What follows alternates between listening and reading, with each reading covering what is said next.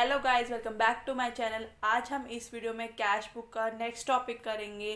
Last video में हम लोगों ने सिंगल कॉलम कैश बुक किया था, और अगर किसी ने मेरी वो वीडियो नहीं देखी है तो मैंने जो है लिंक डिस्क्रिप्शन बॉक्स में दे दिया, वहाँ पे जाके देख सकते हैं।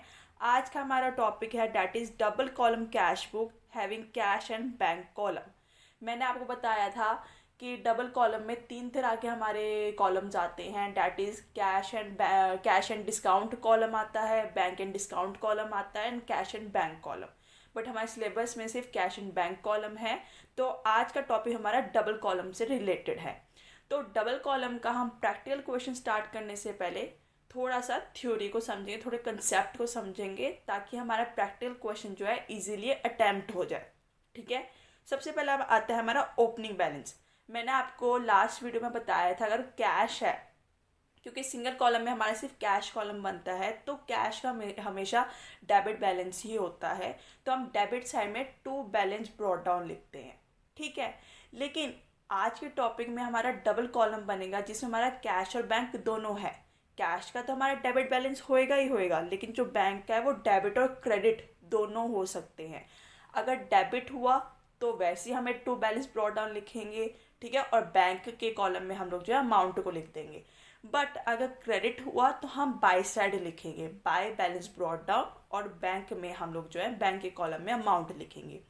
क्रेडिट बैलेंस कैसे आता है? क्रेडिट बैलेंस को हम लोग जो है ओवरड्राफ्ट भी बोलते हैं। ठीक है, जैसे सपोज मैं बैंक में से पैसे निकलवाने गई, ठीक है, और मेरे को जो है 60,000 की ज़रूरत थी और मेरे पास से 50,000 थे।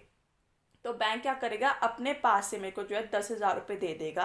ठीक है, और वो जो है मेरे बैंक के बैलेंस में जो है 10,000 रुपये जो है नेगेटिव बैलेंस दिखा देगा, कि नेक्स्ट टाइम जब मेरे अकाउंट में पैसे आएंगे तो वो क्या करेगा, 10,000 रुपये उसमें से कट कर लेगा। तो डैट इज़ कॉल्ड ओवरड्राफ्ट। ठीक है, इसलिए हमारा जो बैंक है क्रेडिट बैलेंस भी होता है। उसके बाद आती है second very important, that is Contra entries. Contra entries क्या होती हैं? जो कैश और बैंक कॉलम दोनों को अफेक्ट करते हैं। ठीक है, जो कैश एंड बैंक कॉलम दोनों को अफेक्ट करते हैं।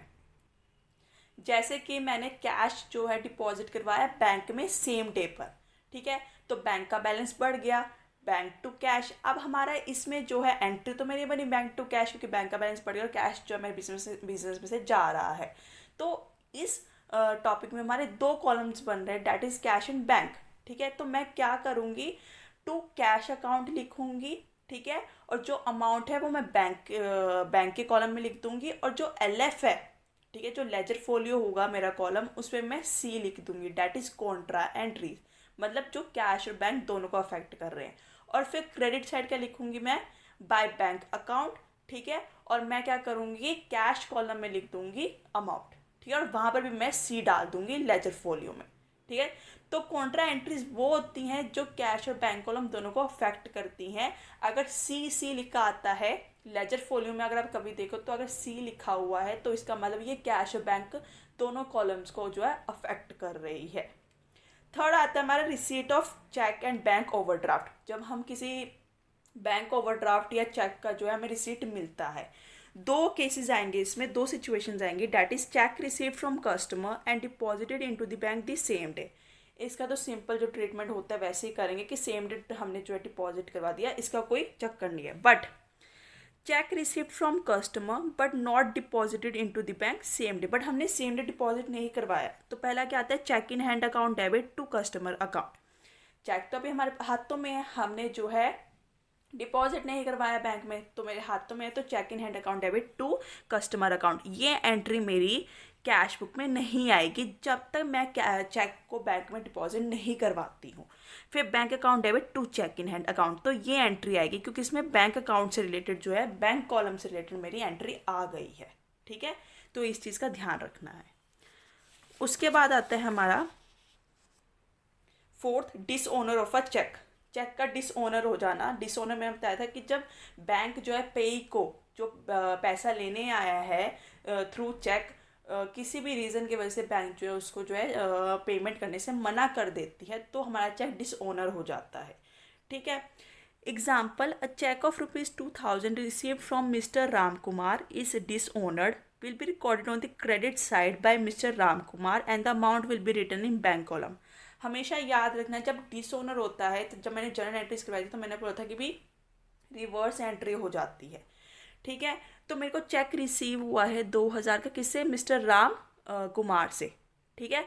तो मैं क्या करूँगी, बैंक क्रेडिट साइड पे हमेशा जो डिसऑनर की जो एंट्री होएगी हमारी कैश बुक में, हमें उसको कैसे रिकॉर्ड करना है, क्रेडिट साइड पे हमने क्या करना है, जिससे भी हमने रिसीव किया बाय मिस्टर राम कुमार से रिसीव किया है तो उनका नाम आ गया, और जो अमाउंट है मेरी बैंक कॉलम में ही आएगी, ठीक है, क्योंकि बैंक से, क्योंकि हमने चेक रिसीव किया है, ठीक है, और चेक जो डिसऑनर हो गए तो बैंक कॉलम में आएगा। उसके बाद आता है amount withdrawn for personal use. जब हम पर्सनल यूज़ के लिए अमाउंट जो है निकालते हैं तो सिर्फ ये बैंक कॉलम को अफेक्ट करता है कैश बुक की, तो जो इसका अमाउंट आएगा वो बैंक कॉलम में आएगा, ठीक है। जो अमाउंट हमारी विड्रॉन हुई है पर्सनल यूज़ के लिए वो सिर्फ बैंक कॉलम को ही अफेक्ट करते हैं, तो बैंक कॉलम में अमाउंट आएगी। सिक्स्थ आता है एंडोर्समेंट ऑफ अ चेक। जब एंडोर्स कर देते हैं, एंडोर्समेंट ऑफ अ चेक क्या होता है, जब चेक हमने किसी से रिसीव किया, वो बैंक में डिपॉजिट करने की जगह हमने जो है किसी और पर्सन को दे दिया, तो उसको एंडोर्स्ड बोलते हैं।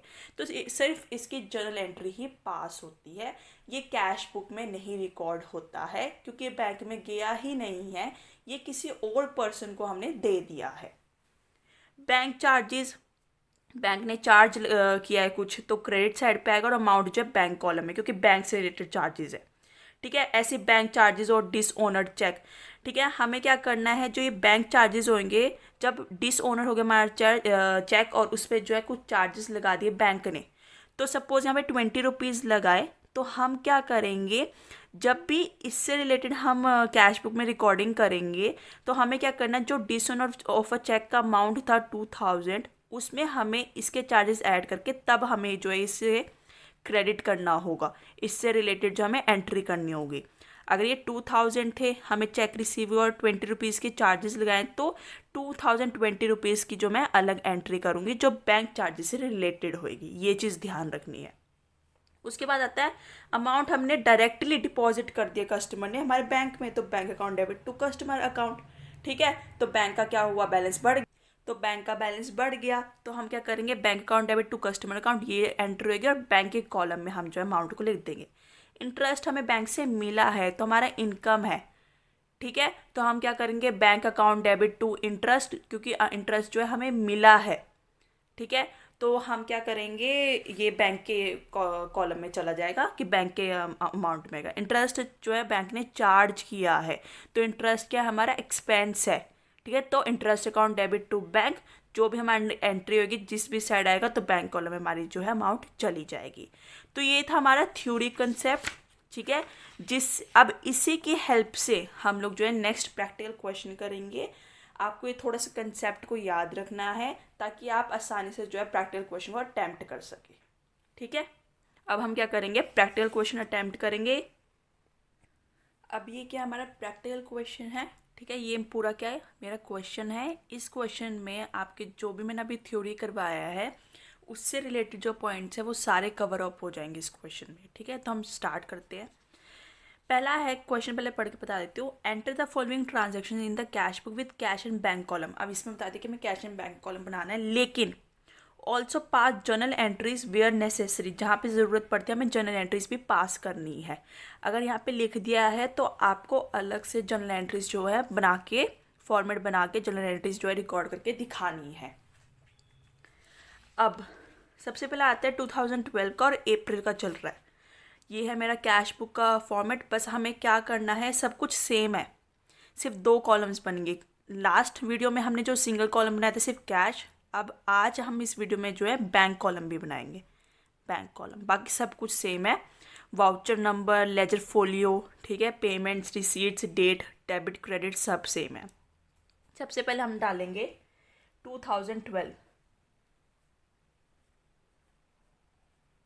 ठीक है, जो मेरी डेट है, जो ईयर है वो मैंने डाल दिया 2012, ठीक है, और यहाँ पे भी डाल देती हूँ 2012, ठीक है। अब क्या मेरा अप्रैल 1 को कैश इन हैंड और बैंक ओवरड्राफ्ट है। कैश इन हैंड है तो डेबिट बैलेंस, बैंक ओवरड्राफ्ट है तो ये क्या हमारा क्रेडिट बैलेंस। तो मैंने क्या करना है, यहाँ पे April 1 to balance brought down, cash column में डालूंगी मैं 60,200, और April 1 कोई मेरा क्रेडिट बैलेंस है बैंक का बाय, ठीक है। तो मैंने क्या डाल दिया है, by balance brought down bank column में 18,500। पहले हमारा ओपनिंग बैलेंस हो गया। उसके बाद आता है 2 अप्रैल को received a cheque from Hari and paid it into this bank on the same day. हमने सेम डे ही जो है चेक को रिसीव किया और सेम डे ही चेक को डिपॉजिट कर दिया बैंक में, ठीक है। तो हमें क्या एंट्री करनी है, इसकी जर्नल एंट्री क्या बनेगी, बैंक अकाउंट डेबिट टू हरी। तो मैं क्या करूँगी, April 2 टू हरी अकाउंट, ठीक है। और बैंक का बैलेंस बड़ा है तो मेरा, तो 1300 में बैंक कॉलम में लिख दूंगी। समझ आ गई। उसके बाद है मेरा क्वेश्चन, 3 अप्रैल को received a cheque from Vinod, ठीक है। 3300 का मैंने जो है चेक रिसीव किया है। अब 5 अप्रैल को मैंने चेक विनोद से जो लिया था वो डिपॉजिट करा है। इसका मतलब जब मैंने डिपॉजिट करा है तब मैं एंट्री करूँगी। अभी मेरे हाथ में 3 अप्रैल 4 अप्रैल को मेरे हाथ में चेक था, तो इसकी सिर्फ मैं जर्नल एंट्री पास करूँगी। तो मैं क्या करूँगी, जर्नल का फॉर्मेट है 2012, ठीक है। April 3 को मेरे को चेक रिसीव हुआ, ठीक है। तो मैं क्या करूँगी, cheque in hand account debit to Vinod account, और कितना हुआ मेरे को 3300, ठीक है। ये मैंने एंट्री कर दी है। अब April 5 को मैंने जो है विनोद से जो चेक मिला था वो मैंने डिपॉजिट कर दिया है बैंक में। तो bank account debit to Vinod account. तो मैं क्या करूँगी, 5 को टू विनोद अकाउंट, कितना मिला था मेरे को 3300, तो मैंने बैंक कॉलम में लिख दिया, ठीक है। इसके बाद आता है हमारा 5 को ही मैंने क्या किया, गुड्स जो है परचेज किए हैं और मैंने चेक के थ्रू पेमेंट की है 20,000 की, और फ्रेट पे किया है कैश में 250 का, ठीक है। तो गुड्स मैंने परचेज किए तो purchase account debit to bank, ठीक है। तो मैं क्या करूँगी, यहाँ पे डालूँगी 5 बाय परचेजेस, ठीक है, अकाउंट बैंक कॉलम में डाल दूंगी मैं। तो बैंक कॉलम में कितना डाल दूंगी मैं, 20,000, क्योंकि मैंने बैंक के थ्रू पेमेंट किया। फ्रेट पे किया है मैंने कैश में, तो freight account debit to cash account. तो मैं क्या करूँगी, 5 को ही बाय फ्रेट अकाउंट, ठीक है। और कैश में मैं कैश पेमेंट किया तो मैं कैश कॉलम में डालूंगी 250। 6 आता है sold goods for cash, cash में मैंने पेमेंट करी है तो cash account debit to sales. तो इसकी सिंपल आएगी टू सेल्स अकाउंट, ठीक है। और कितने का सेल किया है मैंने, 12,220, ठीक है। 8 को भी मैंने गुड सेल किए हैं 16,000 के कैश में ही। तो फिर अगेन मेरा 8 को भी टू सेल्स अकाउंट, ठीक है, 16,000।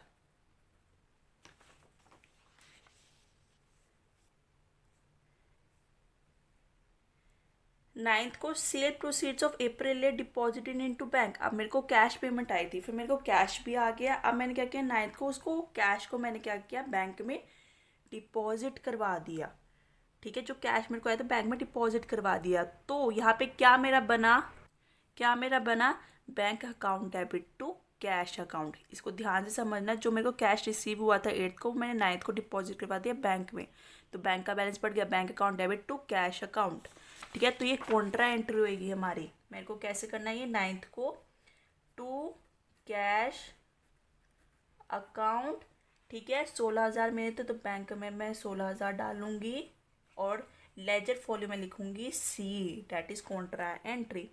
और 9th को मैं क्या डालूंगी, बाय बैंक अकाउंट। कैश में डालूंगी मैं 16,000 और लेजर फॉलो में लिखूंगी मैं सी। समझ में आई। उसके बाद क्या कि मैंने 11th को कैश विड्रॉ किया प्राइवेट यूज़ के लिए 1,000 का। ठीक है, तो क्या हुआ, ड्रॉइंग्स टू कैश। तो मैं क्या करूँगी, 11th को बाय ड्रॉइंग्स अकाउंट 1,000। चेक के थ्रू मैंने विड्रॉ किया है प्राइवेट यूज़ के लिए, अगेन 5,000 का। ठीक है, तो बाय ड्रॉइंग्स अकाउंट एंट्री आ जाएगी 5,000। अब 14 को गुड्स परचेज के सुरेश से मैंने क्रेडिट पे। अब क्रेडिट से रिलेटेड तो हमारी कैश बुक में एंट्री नहीं होएगी। ठीक है, वो तो सेल्स बुक परचेज बुक में जाएगी या सेल्स बुक में जाएगी। तो सिर्फ हम इसकी क्या करेंगे, एंट्री करेंगे, journal entry.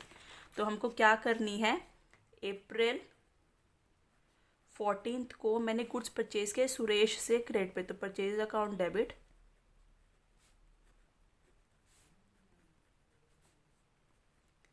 To Suresh account. ठीक है, तो मैं क्या करूँगी, अमाउंट क्या 2500 मैंने लिख दी है। ठीक है, और मैं यहाँ पे क्या करूँगी कि लाइन बना दूँगी एंट्री को ख़त्म करने के लिए। वैसे मैंने एक गलती कर दी, यहाँ पे मेरे को जर्नल भी लिखना था, जर्नल भी आएगा मेरा, वो मैंने लिखा नहीं।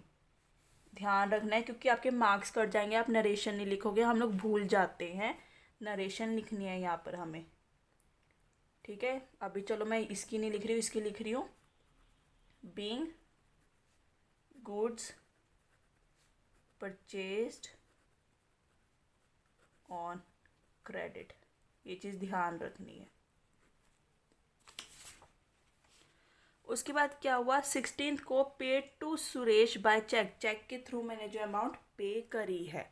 ठीक है, तो सुरेश टू बैंक, तो मैं क्या करूँगी, 16 को बाय सुरेश अकाउंट, बैंक के थ्रू पेमेंट करी है तो 2500। चेक रिसीव किया मैंने अजय से। ठीक है, 3700 का। फिर 20 को चेक जो रिसीव किया था अजय से, वो एंडोर्स कर दिया विजय को। तो ये कैश बुक में रिकॉर्ड नहीं होएगा, तो हम इसकी सिर्फ जर्नल एंट्री पास करेंगे। सबसे पहले जो चेक मिला हमें वो चेक का करेंगे। 17 को मेरे को चेक मिला है, तो cheque in hand account debit to Ajay account being cheque received from. तो ये मैंने एंट्री कर दिया कि cheque in hand account debit to Ajay account. ठीक है, डेबिट 3700 चेक रिसीव हुआ 17 को। फिर मैंने एंडोर्स कर दिया 20 को, तो Vijay account debit to cheque in hand account 3700, तो ये एंट्री डाल दी है। ठीक है, अब आता है 22 को, receive cheque from Mahesh and deposited into the bank. मैंने बैंक में डिपॉजिट कर दिया सेम डे ही। तो फिर मैं क्या करूँगी, चेक मेरे को रिसीव हुआ है, मैंने बैंक में डिपॉजिट कर दिया, तो bank account debit to Mahesh. तो मेरे को कब रिसीव हुआ है, 22 को, टू महेश अकाउंट। कितना का रिसीव हुआ है, 2700। Received cash ₹1000 and cheque ₹1200 for cash sales. तो मैंने क्या किया है, मेरे को कुछ अमाउंट मिला है, मैंने जो है सेल करी है। ठीक है, और मेरे को कुछ अमाउंट जो मिला है वो ₹1000 का मिला है, और कुछ अमाउंट मेरे को 1200 जो है बैंक के थ्रू मिला है। तो फिर मेरी क्या एंट्री होगी इसकी, cash account debit, bank account debit. ठीक है, अब मैंने क्या किया, पेड इनटू बैंक। हाँ, तो मैंने क्या, cash account debit, bank account debit to sales, या अलग अलग भी लिख सकते हो, cash account debit to sales या bank account debit to sales. वो मैंने क्या कहते हैं, कंपाउंड एंट्री कर दी, cash account debit, bank account debit to sales. तो मैं क्या करूँगी यहाँ पे 24 को टू सेल्स अकाउंट लिख के, ठीक है। 1000 रुपीज़ मेरे को मिले कैश से और 1200 मेरे को मिले बैंक से। तो मैंने अलग अलग, मतलब एक ही दिन में मैंने दोनों एंट्री कर दी है, ठीक है। 25 को पेड इनटू बैंक, मैंने बैंक में जो है 10,000 रुपीज़ पे करे हैं, तो ऑब्वियसली कैश पे किया है मैंने, तो ये ध्यान से रखना है कि पेड इनटू बैंक 10,000 25 को, ठीक है। तो बैंक में पे किया तो मेरा बैंक का बैलेंस बढ़ गया, कैश जो है मेरा जा रहा है, अगेन कॉन्ट्रा एंट्री बनेगी, ठीक है। तो मैं क्या करूँगी 25 को टू कैश अकाउंट कितना किया है मैंने 10,000 किया है कॉन्ट्रा एंट्री, ठीक है। और 25 को ही मेरा by bank account Contra entry 10,000, ठीक है। तो ये हमारी एंट्री बनती है। उसके बाद है 26 को received a cheque from Prem and sent it to bank immediately, ठीक है। जो मेरे को चेक रिसीव हुआ था वो मैंने इमीडिएटली चेक जो है बैंक में भेज दिया, ठीक है। तो 4150, तो मैं क्या करूँगी इसमें बैंक टू प्रेम, क्योंकि मेरे को चेक रिसीव हुआ है, तो मैं क्या करूँगी 26 को टू प्रेम अकाउंट कितना 4150। 28 को बैंक नोटिफाइज दैट प्रेम का जो चेक है वो डिसओनर हो गया और बैंक के चार्ज जो है 20 रुपीज़ है। तो ये ध्यान से समझना है हमें। क्वेश्चन दिखा देते हैं। 28 को बैंक ने हमें नोटिफाई किया कि जो प्रेम का चेक हमें रिसीव हुआ था 26 को वो डिसओनर हो गया, बैंक ने जो है 20 रुपीज़ का चार्ज लगाया है हम पर चेक पे। तो डिसओनर में हमारी एंट्री की जो है रिवर्स हो जाती है, that is Prem account debit to bank, ठीक है। तो मेरा क्या एंट्री होगी 26 को बाय प्रेम अकाउंट, और मैंने आपको बोला था कि जब डिसओनर की हमारी पेमेंट होएगी, डिसओनर की हमारी एंट्री होएगी, तो जो हमें चेक का अमाउंट है उसमें हम चार्जेस ऐड करेंगे। तो 4150 प्लस 20, ठीक है। तो कितना बड़ा हमारा 4170। Kishore deposited directly into our bank account, उसने डायरेक्टली हमें डिपॉजिट कर दिए 3,000 रुपये 28 को। तो bank account debit to Kishore,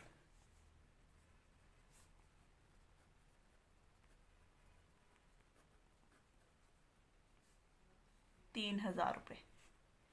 30th का है, बैंक ने चार्ज किए 60 रुपीज़ बैंक चार्जेस के लिए और इंटरेस्ट ऑन ओवरड्राफ्ट के लिए 720 रुपीज़, ठीक है। बैंक ने चार्ज किया है हमें, तो हमारा क्या एक्सपेंस हुआ है, तो interest account debit to bank. तो मैं क्या करूँगी 30th को बाय बैंक चार्जेस 60 रुपीज़ जो हमारे बैंक चार्जेस के लिए है, तो इंटरेस्ट की जगह by bank charges account debit to bank, ठीक है 60 रुपीज़, ठीक है। और इंटरेस्ट ऑन ओवरड्राफ्ट के लिए भी हमें करा है, तो 30th को हम कर देंगे bye interest on overdraft account 720। तो ये चीज़ अब हमने देख ली है कि हमारा क्वेश्चन सॉल्व होता है। अब हमें क्या करना है कि जैसे हमारे ये ब्रॉड डाउन, मैंने बताया था अगर ये ब्रॉड डाउन यहाँ है कि तो हमें कैरी डाउन हमारे यहाँ आता है, बैंक का अगर ब्रॉड डाउन हमारे यहाँ है तो बैंक का जो बैलेंस बचेगा वो यहाँ आएगा कैरी डाउन। तो क्या करेंगे हम कैश का टोटल करेंगे, कैश का टोटल करेंगे, उसको बैलेंस करेंगे अलग, बैंक का टोटल करेंगे, बैंक का टोटल करेंगे, उसको बैलेंस करेंगे, और फिर नेक्स्ट महीने के पहले तारीख पर हम लोग जो है कैरी डाउन करेंगे, सॉरी ब्रॉड डाउन करेंगे, ठीक है। तो ये ध्यान से देखना है अब कैसे करना है। अब देखो हमने टोटल किया है, मैंने कैश का मेरा जो बैलेंस आ रहा है टोटल इस डेबिट साइड का वो आ रहा है 35420, और कैश का क्रेडिट साइड का आ रहा है मेरा 2727250, ठीक है। बैंक का मेरा आ रहा है डेबिट साइड वो आ रहा है 41650, और क्रेडिट का साइड का आ रहा है मेरा 50950। अब हमें क्या देखना है, सबसे पहले हम कैश का देखते हैं। कैश का जो मेरा ये आ रहा है 35420 और क्रेडिट साइड जो है मेरा 27250, इसका मतलब ब्रॉड डाउन मेरा यहाँ था, कैरी डाउन मेरा यहाँ आएगा। तो सबसे पहले मैं 31st को आएगा मेरा, तो बाय बैलेंस, ठीक है, कैरी डाउन कर दूंगी मैं, और जो भी हम मेरी अमाउंट होएगी, तो मैंने 35420 में से 27250 माइनस किया, तो मेरा कितना है 8170 कैरी डाउन आया। तो मैंने टोटल जो है मैच कर दिया। उसके बाद इसका कितना आ रहा है मेरा 41650 और इसका कितना आ रहा है मेरा 50950। ठीक है, तो ये छोटी साइड पड़ रही है, तो 9300 मेरा जो है बैलेंस आया, तो इसको टोटल कर दिया। ठीक है, अब आप देख सकते हो ब्रो डाउन इधर था कैश का, तो कैरी डाउन इधर आया है। बैंक का ब्रो डाउन इधर था, तो कैरी डाउन इधर आया है। अब मेरे को क्या करना है, जो कैरी डाउन था उसको मेरे को आगे कैरिड फॉरवर्ड करना है। तो मैं क्या करूँगी, जो टू बैलेंस कैरी डाउन था बैंक का, तो मैं मई 1 को बाय बैलेंस ब्रो डाउन किया बैंक का, और जो बाय बैलेंस कैरी डाउन था कैश का, मैंने टू बैलेंस ब्रो डाउन किया मई 1 को कैश का 8170 और 9300। तो ये था मेरा पूरा क्वेश्चन। आई होप आप लोगों को समझ आया होगा। नेक्स्ट टॉपिक हम लोग करेंगे पैटी कैश बुक, और नेक्स्ट वीडियो में हमारा ये चैप्टर पूरा कंप्लीट हो जाएगा।